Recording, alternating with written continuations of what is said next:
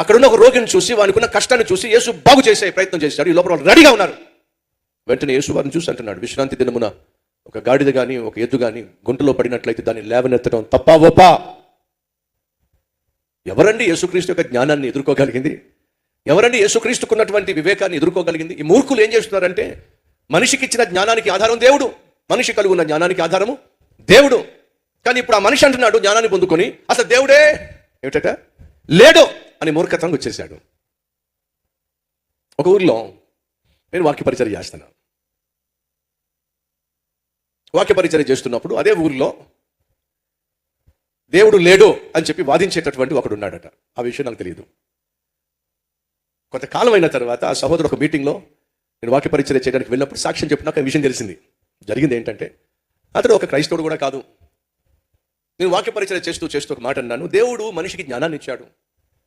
ఆ జ్ఞానంతోనే ఈరోజు ఏది కనుగొన్నా సరే, ఏ ప్రయోగాలు చేసినా సరే దేవుడు సృష్టించిన దానిని ఆధారం చేసుకునే ప్రయోగాలు చేస్తున్నాడు.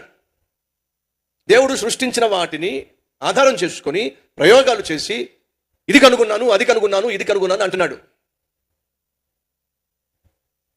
కానీ సృష్టించింది దేవుడే కదా.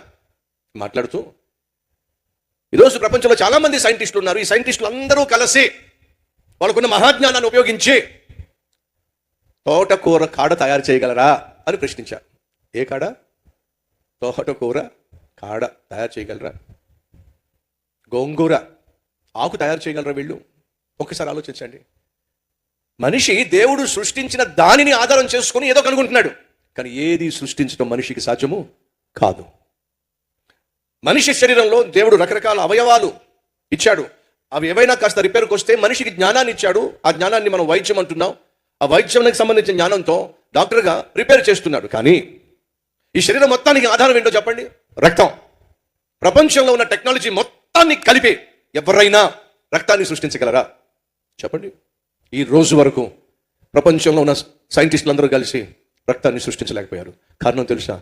బైబిల్ చెప్తుంది రక్తము జీవము. ఏమిటంటే రక్తం ఏమిటి? జీవము.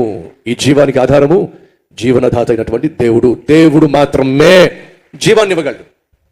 దేవుడు మాత్రమే జీవాన్ని ఇవ్వగలడు. చచ్చిపోయిన మనిషిని టెక్నాలజీ బతికించగలదా? సైన్స్ బతికించగలదా? ఛాన్స్ లేదు. ఎందుకని? Limited knowledge. మనిషి కలిగి ఉన్నటువంటి జ్ఞానము లిమిటెడ్ అండి. మరి దేవుడు కలిగి ఉన్న జ్ఞానము అన్లిమిటెడ్ అండి.